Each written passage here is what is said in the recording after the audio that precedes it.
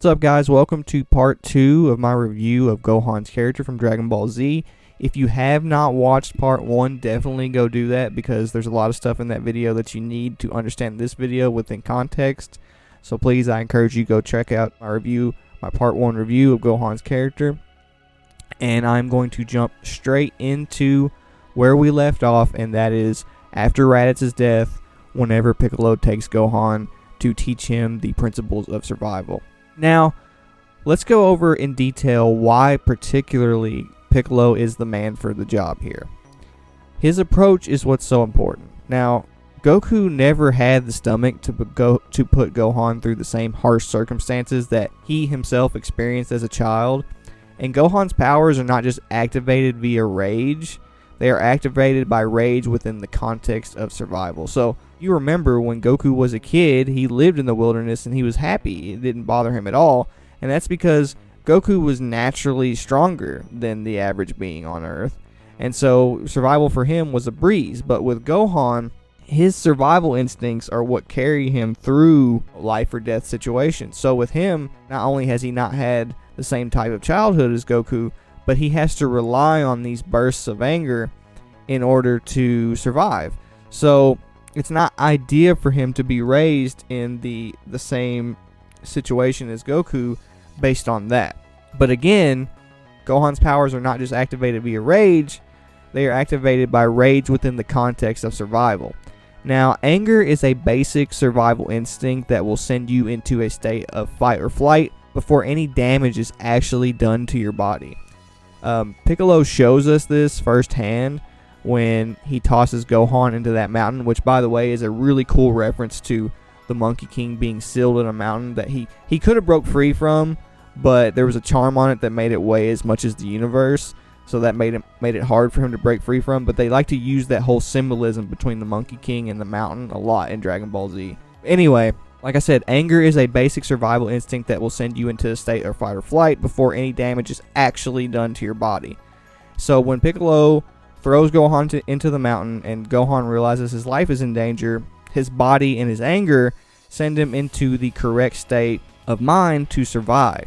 So that feeling you get when you feel like your life's in danger, that adrenaline, is very, very similar to anger because anger creates that same adrenaline. That's how those two feelings are connected. Now, Dragon Ball Z is a sci-fi-esque sequel to Dragon Ball in terms of the shift of themes from a martial arts aesthetic to a Hollywood sci-fi approach. So Dragon Ball Z focuses heavily on psychological themes within the context of Darwinian law, the law of survival of the fittest, and evolution. Anger is a unique survival instinct because if you care about someone enough, you can be sent into a state of pure rage if they are endangered.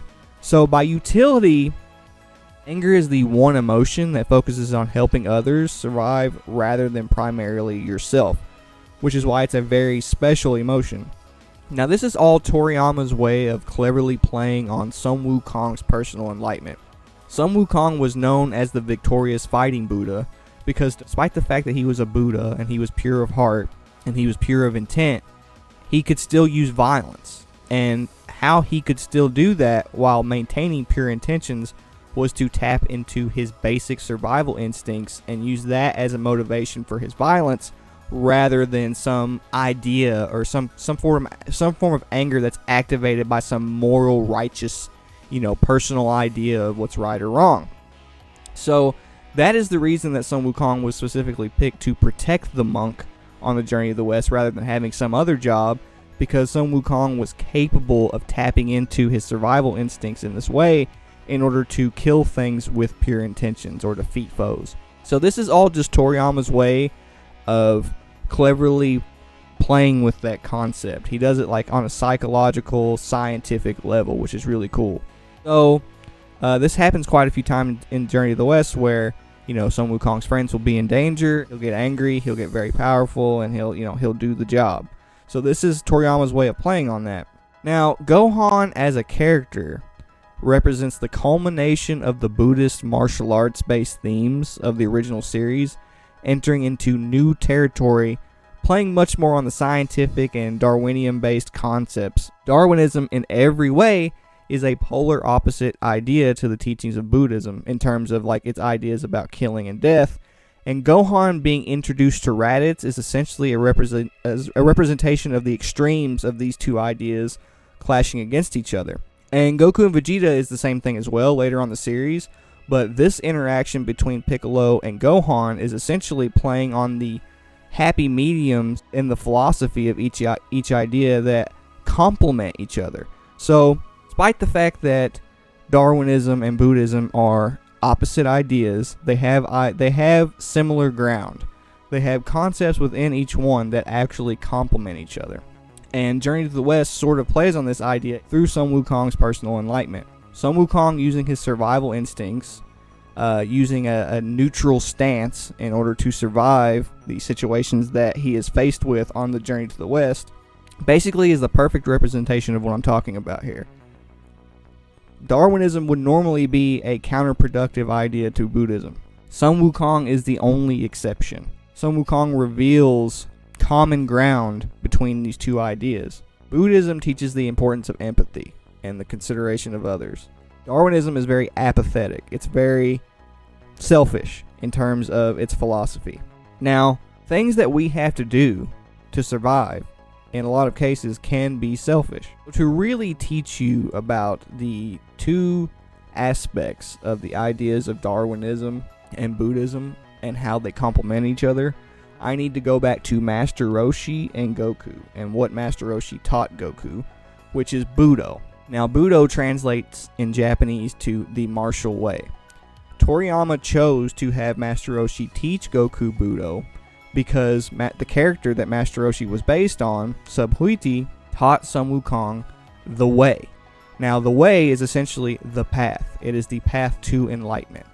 And Toriyama replaces this idea of the path or the way with the martial way. So essentially, everything Goku goes through is the martial arts version of what Sun Wukong went through in terms of his path to enlightenment. Toriyama plays on all of the ideas that Budo takes from Taoism and Buddhism to translate it into some kind of practical use within martial arts, and he plays on this relationship between these two ideas to basically complement the fact that Goku is a martial arts based character who is based on Sun Wukong, which is just, again, extremely genius. This is a very underrated thing that Toriyama does with the story. Toriyama did his research when it comes to this kind of stuff. Now, in Budo, you only kill in the name of survival. You do it with a neutral stance. You don't do it based on some idea of justice or some idea of right and wrong. You only do it in the name of survival. Now, that is technically the second aspect of what Budo taught Goku, or what Master Roshi taught Goku. The first aspect is to only fight for self-improvement. Not to feed your ego, not to dominate your opponent, not to feel like you have some sort of sense of superiority, but only to improve yourself as a fighter. So Buddhism teaches the importance of purity of heart or purity of intent. And basically what Subhuti and what Master Roshi taught Goku here is basically how to maintain pure intentions while doing things that you would need to in order to survive. This is what's known as the secret of selfishness. So essentially, by only fighting for self-improvement, you can now the act of fighting itself, or the act of seeking combat, is normally inherently selfish. But because Goku is doing it with the intentions of bettering himself and bettering others, he does it with pure intentions. And killing is normally very selfish. It's a very selfish act. But because Goku only does it in the name of survival and not based on any idea of morality or right and wrong, he maintains pure intentions. So essentially, what Roshi taught Goku is the secret to doing selfish things without selfish intentions, which is why it's what's known as the secret of selfishness. Now, Bruce Lee wrote a book called The Tao of Kung Fu, and he actually talks about how Lao Tzu, the creator of Taoism, was a huge influence on his martial arts style. Essentially, he felt in order to fully use martial arts to its full extent, you had to have balance. You had to have a balance between the yin and the yang. And the yin and the yang in this specific metaphor represents selfishness and selflessness. So when you are trying to refrain from hurting your opponent, that is a selfless act. But whenever you are retaliating and trying to hurt your opponent, that is a selfish act. So in order to find balance, you only use your instincts or no-mindedness to retaliate in combat. You train your mind to use the most effective and lethal techniques possible, but to do it without intentions. And that is essentially what Sun Wukong is a representation of. He is a representation of this ability to use violence without evil intentions. In fact, Sun Wukong is a known metaphor for quite a few things within Buddhist lore. He is a metaphor for the heart of the Buddhist practitioner. He is also a metaphor for the earth itself. And he is also a metaphor for, he himself is a representation of this idea of balance, which is why his connection to Bruce Lee is actually very, very deep. Gohan is a character who is born without this craving for violence. If anything, he despises it.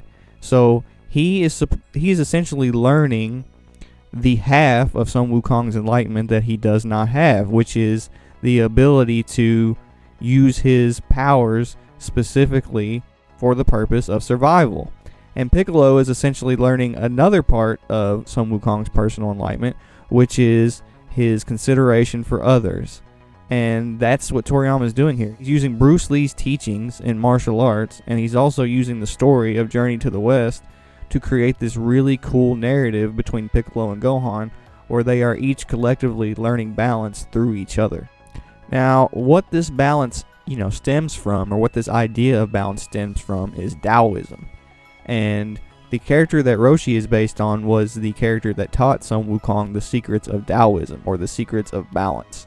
So when you get this perfect balance of Darwinism and Buddhism, that is essentially Taoism. So these two things together create perfect balance, and as a result, your intentions remain completely pure. So these two ideas complement each other despite the fact that they come from contradictory philosophies.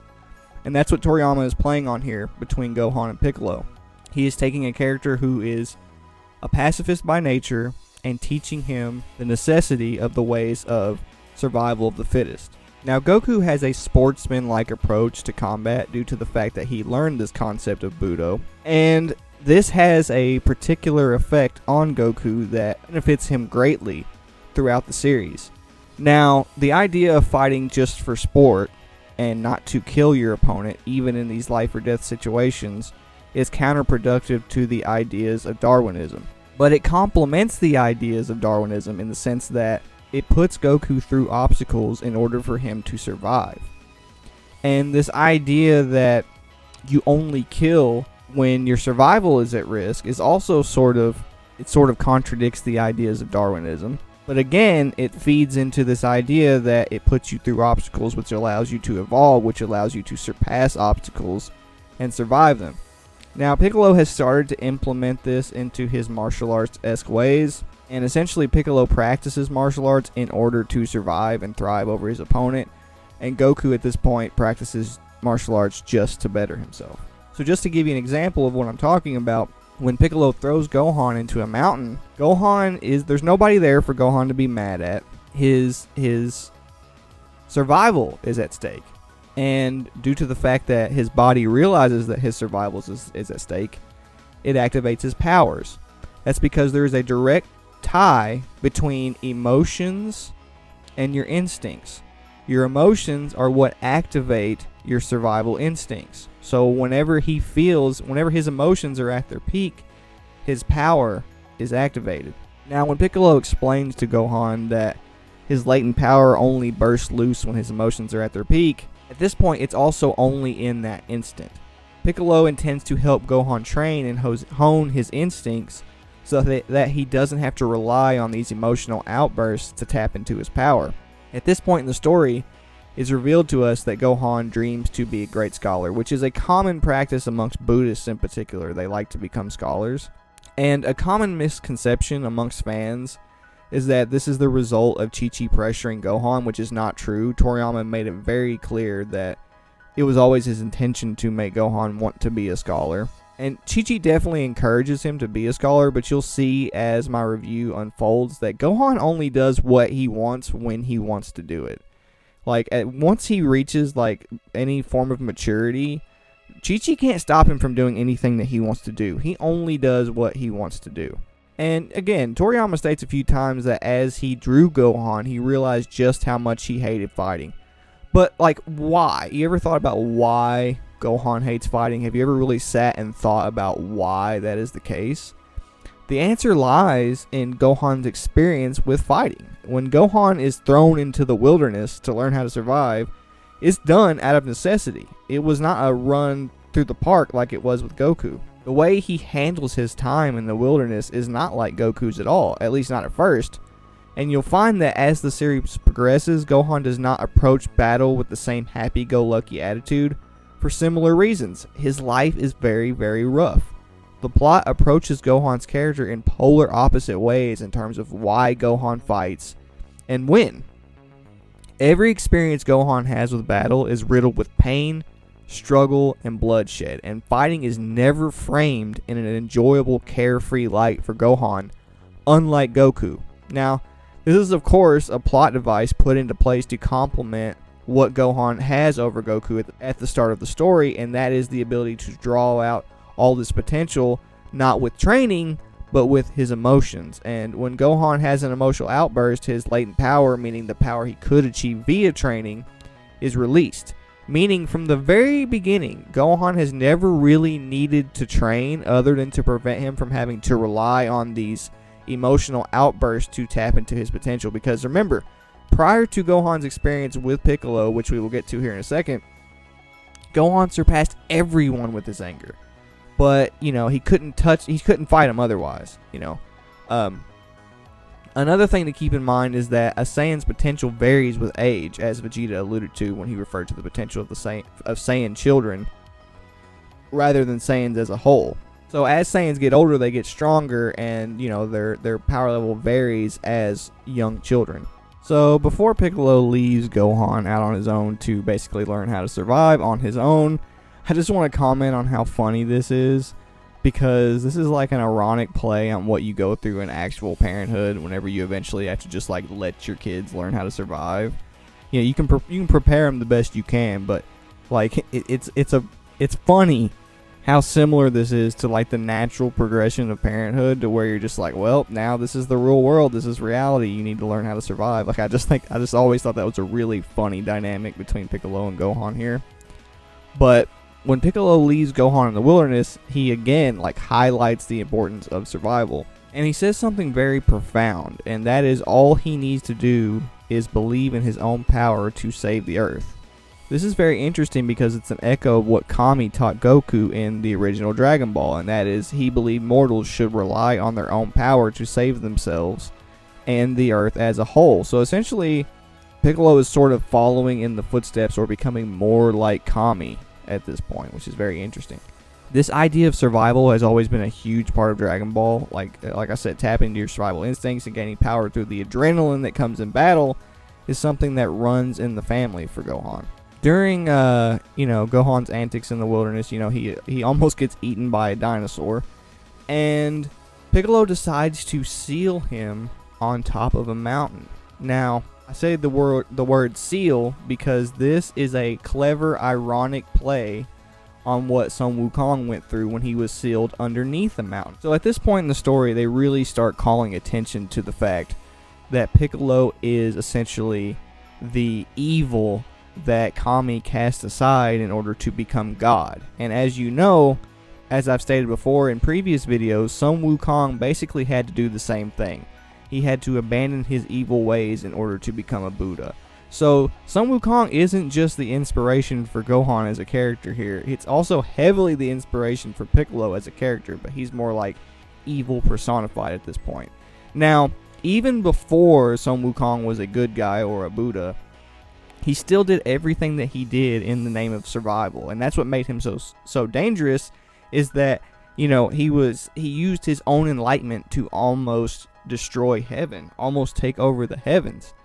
And Piccolo, being a representation of this evil, the evil in your heart, personified is very interesting, especially when it comes to this scene, because what Piccolo is doing here is he is essentially trying to imprint the ideas of survival into Gohan by sealing him on top of this mountain, which is the exact opposite of what happened to Sun Wukong. He got sealed underneath a mountain so that way he could eventually learn the principles of Buddhism and learn to be less selfish within the context of prioritizing his survival. Now, Sun Wukong, his original goal was immortality. They make it very clear from the beginning of the series that Sun Wukong does everything he does in the name of survival, in the name of prolonging his life. And that is essentially what Piccolo is trying to teach Gohan here. So Gohan is essentially a more purified human version of Goku, in a sense. Now, Goku is also, he's essentially the most pure being in the universe. But when I say pure, I mean he doesn't have that drive for combat. He doesn't have that drive to be violent. He is just completely peaceful. But that is an issue. That is an issue. So essentially what Toriyama is doing here is he's playing on, again, the idea of balance. There is Buddhism, there is the extremes of Buddhism, there is Darwinism, there is the extremes of Darwinism, and there is the happy medium or the neutrality between the two. And whenever you reach that point, you reach balance. So Piccolo traps Gohan on top of this mountain, and he escapes by tapping into his great ape form. Now, this is something else that's really cool, because Gohan's great ape form and Goku's and everyone else's is a representation of their true nature, which is inside they all have a beast that is their true nature. Goku tames that beast using martial arts. Gohan can naturally tame that beast because his personality is so separated from that part of his nature. Who he is as a person could not be more separate from his inner nature or the inner beast within him. And essentially what Piccolo is trying to do here is he's trying to help Gohan basically take advantage of that part of his nature, because that part of his nature is intended to be used for survival. Whenever you see the great ape form mindlessly destroying things around it, it's doing it from a neutral standpoint. It's doing it from an amoral stance. It is doing it in the name of survival. It destroys everything around it in the name of survival, and that is what Sun Wukong used to do. When you see the great ape form stomping around, you are seeing a literal representation of what the Monkey King was, which is why it's so cool. Like, the way Toriyama goes about doing all this stuff is really, really cool. So the source of Goku and Gohan's power is revealed, of course, to be their Saiyan DNA at this point. And Piccolo says something very interesting after everything is said and done and Gohan is no longer a great ape. He says that Piccolo is going to recreate Gohan in his image.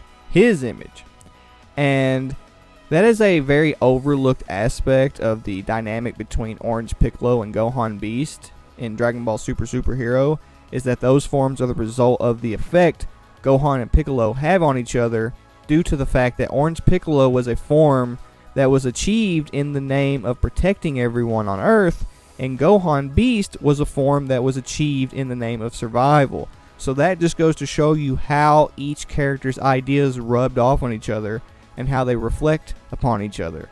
The two ideas, the ideas of survival and compassion, find common ground whenever you take into consideration that the survival of others is just as important as your own.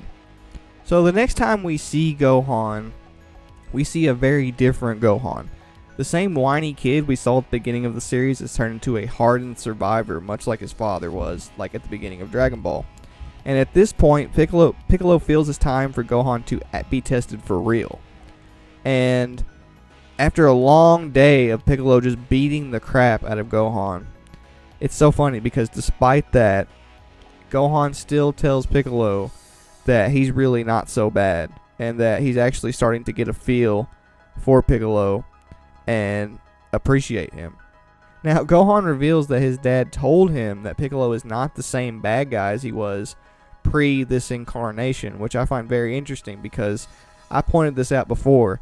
Piccolo acts a lot like Goku did when he defeated King Piccolo.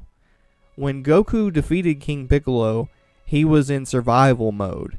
And that's what's so interesting about Piccolo teaching Gohan the principles of survival here. Because Goku acts more like Bardock in that instance against King Piccolo than he ever does in any other instance of the series. Like, to him, it was all about survival at that point. That becomes an integral part of Piccolo's character.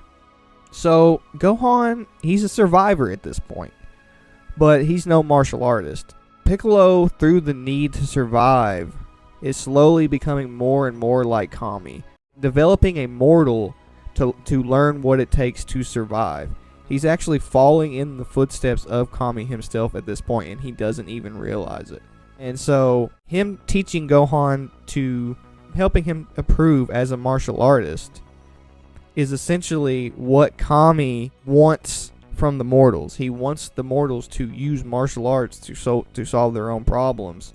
And as a result, they are worthy of the reward of using the Dragon Balls, because to successfully use martial art is to successfully use the concept of Budo that we talked about earlier.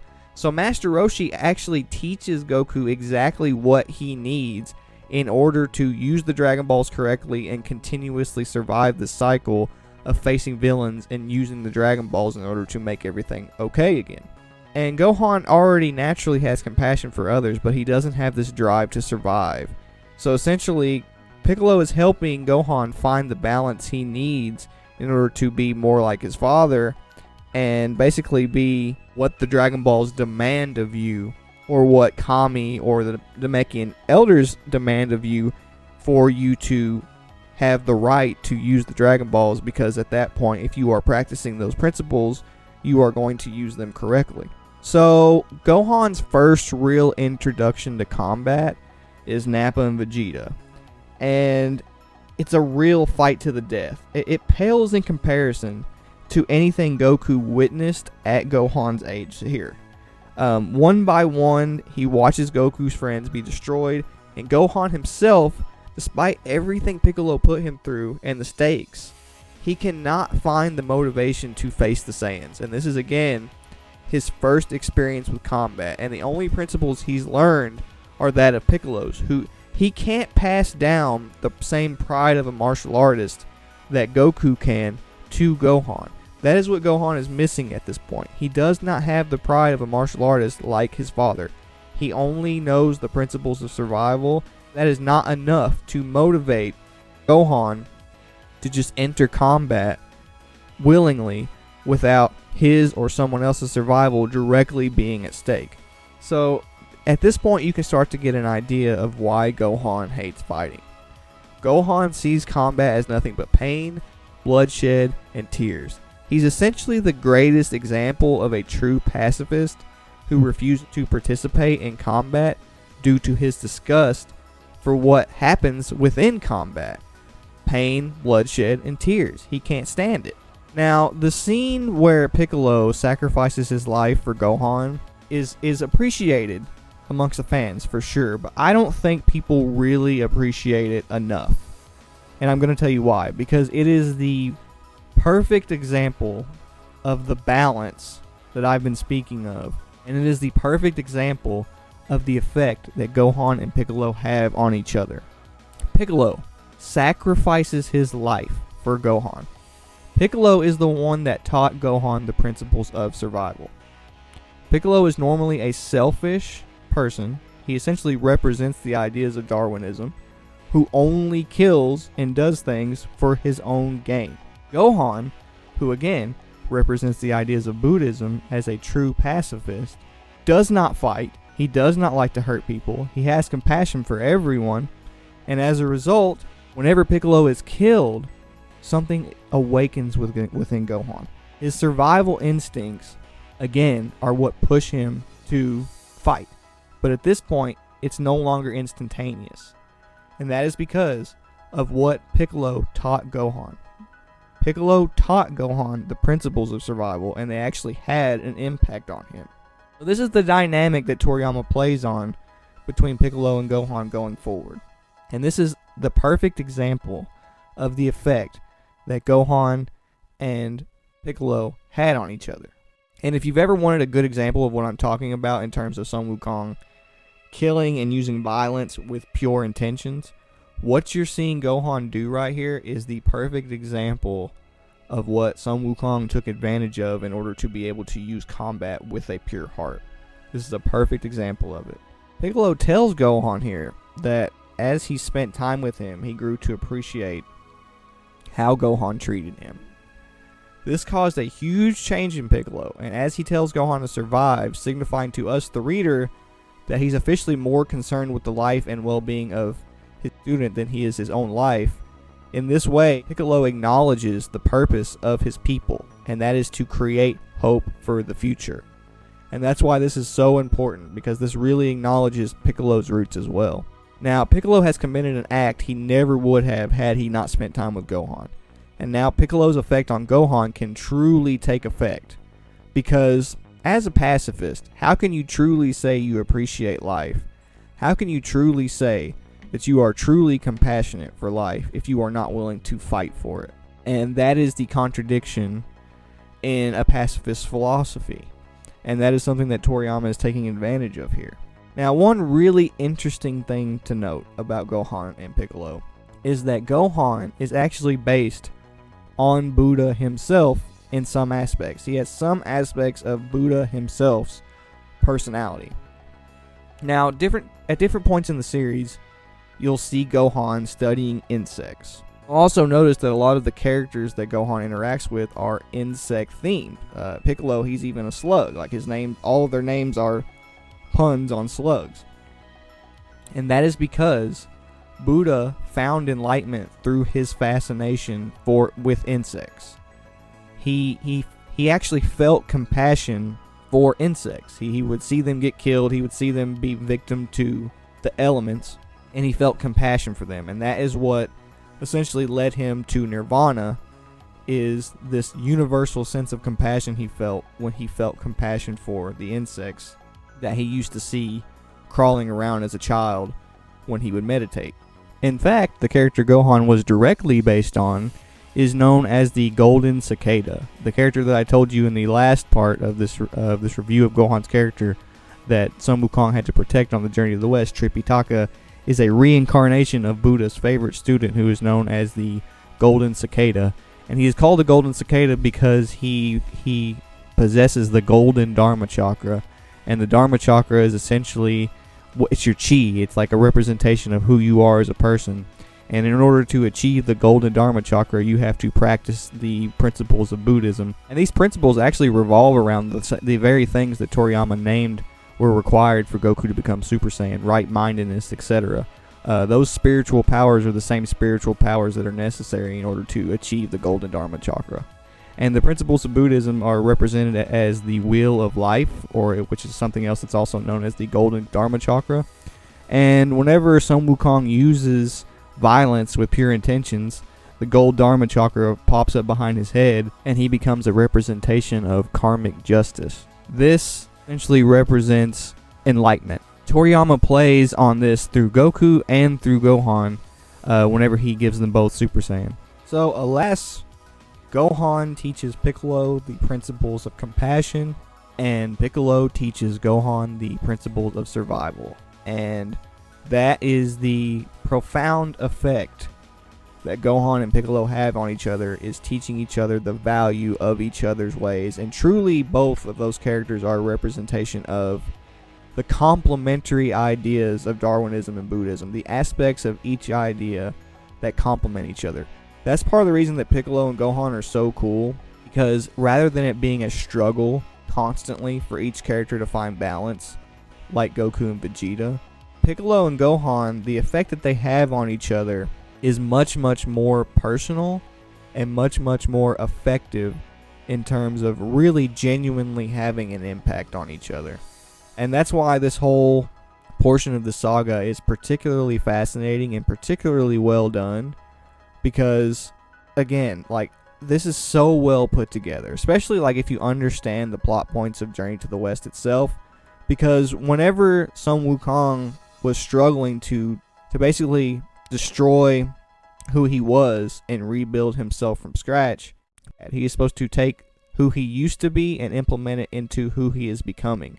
So essentially, what that is saying is Buddha is telling Sun Wukong, take the principles of survival that you had before and use them in a way that's complementary to the ideas of Buddhism that you're striving for. And that is essentially what Gohan and Piccolo are doing for each other. They are helping each other find balance.